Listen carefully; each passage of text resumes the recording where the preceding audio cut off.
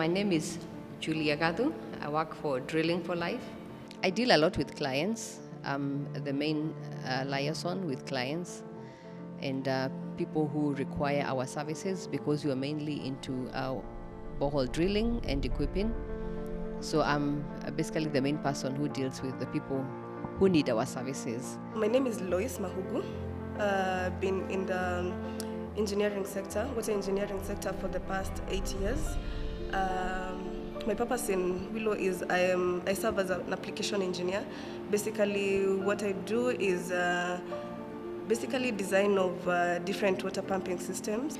My name is Lilian Mabonga. I work for Living Water International as the regional grant specialist. My work is to ensure that we have money raised to fulfill all the obligations that we have for the WASH space for our work within the year. My name is Christine Amira. I am the marketing and sustainability leader at Wilo East Africa, South Africa, and Middle Africa. I am gladly the one that works day to day trying to really aggregate the entire conversations around sustainability concerns that Wilo is concerned about in the Middle and South Africa region. When you get to work in the water sector, there's fulfillment of how it impacts to the society when we have solutions for water problems.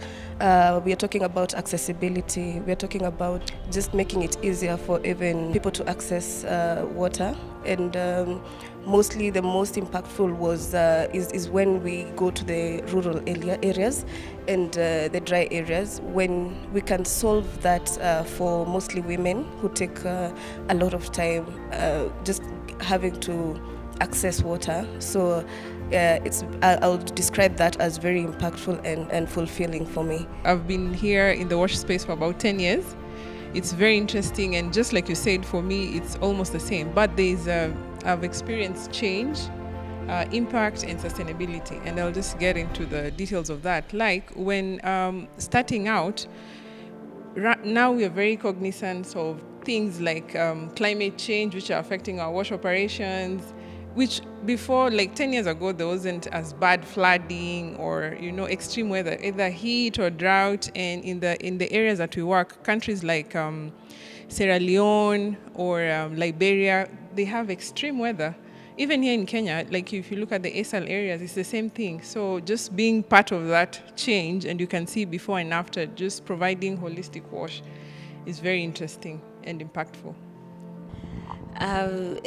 Just like any other sector, any other, I think, skilled professional can be able to join. So I joined in as a communications marketing professional.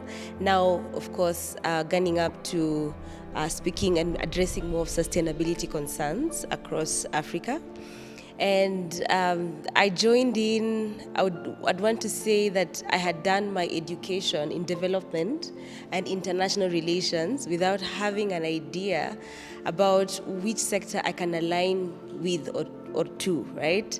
And I guess different steps on how I had progressed in my career in different countries brought me to where I am today. And I have this, I would say, internal drive to always want to do the best where I am and to see how my role can be able to make the world a better place. I think that's quite interesting what you're talking about, because like I'm not an engineer, but we work every single day with engineers. But like what Christine said, you don't need an engineering degree to work in the WASH space, because there are different types of people within the sector. Like even in an organization, like for ours, in example, they're engineers. You have other people who are doing project management. We have people who are doing sanitation and hygiene. We have people who are doing communication. We have marketing. Like all those things are needed to create visibility, to showcase the work that we are doing. So I think if you're asking women, you don't need to narrow yourself. You shouldn't have like a narrow mindset saying that I have to be an engineer to work in the WASH space. I find your perspective interesting because when I joined the water sector, I hardly knew anything about the water sector, to be honest, because my background is information systems and technology. And I just happened to be working for an organization that is doing humanitarian work. And along the line, they wanted to start, something to do with water drilling. and I was poached, for that role. So I hardly knew anything about water engineering. I hardly knew anything about wash, and I've had to learn on the job. So I think I would say it's not necessarily limited also to what you have studied in the background. If you have an interest in it, you can join in from any point. How do you feel about representation of women in the workspace, and what are you doing yourself about that in promoting and maintaining women? So for us, there's many things. But before we explain the how, maybe we should explain the context in the work that we're doing. Think about it. We work in rural areas, like rural parts of all the countries that we're in, it's the rural parts. It means these are the women, their role, they're the ones fetching water, right? They're the ones who are working with people who are able differently. They're the ones who decide, I need water for laundry, water for cooking. They're burdened with that very responsibility. And very, very importantly, right now we have a big issue with MHM, which is menstrual hygiene management. Women cannot be going to school without access to clean water, because many girls are staying out of school because of MHM issues. So for organization, we also have a mentorship program, and mentorship program is for us in the regional office, we mentor the country office people to ensure just continuity. Then we also have representation at the global level in the senior management. Women are also represented. We are hiring women engineers. Women are being given a platform to also showcase the voice, in decision making, saying that, this is how our projects will be allocated, this is how much money. And if we have women at the global level, at the board level, so at least you're sure there's representation from someone who understands the burden that women have to go through. In my role, I have been able to work with communities, and maybe what I can talk about is my perspectives when we go to the rural areas, because that is where we have most of our work. And you realize that women in the rural sector are, not given opportunities also to bring in their input, in water management. Yet we find that women are the burden carriers. They're the ones who, they're the water drawers. When you go to the villages, they're the ones who have the greatest burden of water in the villages. They're the ones who have to walk for 10 kilometers a day in search for water. So we need to empower women, even in the rural sectors, for them to be able to manage the water supply points that we install. We need to empower women. We find that when we are going to the villages and we want to make a decision about where the water supply system will be, you find that because of the patriarchy system we have, you find that men are the ones who are coming to those barazas, to those meetings that we hold, while women are left back at home. But I think we need more women to come out. We need to empower these women to come out and be able to participate in this decision making, because they are the ones who are, at the end of the day, are the ones who are tasked with the main use of that water. And if they are also brought in to manage that system, we are able, to reduce even the inter-community conflicts, and we are able to have, more sustainability of the water supply systems by bringing in women on board. I feel like it's very important that we also tap from the value that women also bring to the technical space in engineering. So for me, I've been very keen on mentorship. I think that's a very first step to just try and demystify and bring down the biases and the myths that have always been there about the engineering courses and women. So back in the university I studied, we have a mentorship program where we mentor students coming in from high school to campus and try and really show them it's not a male thing to do a technical course in engineering, especially water engineering. So I think the first step is mentorship and encourage more women to take up the space. Since you're in communications, what are the policy gaps that you think are there, maybe in government or other, and what are the enabling and what is the enabling environment that the government can create for women empowerment, maybe in the wash sector? I think the first gap that is there entirely, even in the communications aspect of things and in the wash sector, is we are not open in terms of, let's just say with data, first of all. Let's just start there. Empirical data and evidence about the water concerns in the country, about the water concerns in different communities is not there. And even if it's there, it's not being shared, right, openly. And this communication is so important so that we can know what are we addressing, right? What are we communicating? How do we address things with certain communities? How do we address government and private sector partnerships? What should be our focus? We are going through the same thing over and over every year, in and out, the same policies. There's nothing we're enacting that is new because we don't take time to do the research. We don't take time, and that's still a communications gap. We don't take time to do the research. We don't take time to collect the data. We don't take time to analyze the data, share the data, come up and, be in open platforms like this where we are talking and saying, okay, we have different sectors represented here, but still within the wash sector. We all do different things. How else are we able to address this? That is all communications, by the way. It's all marketing. So there's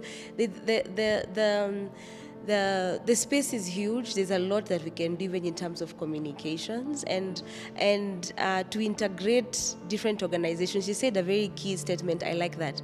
Partnerships for sustainability. That is it, actually. That is the entire statement.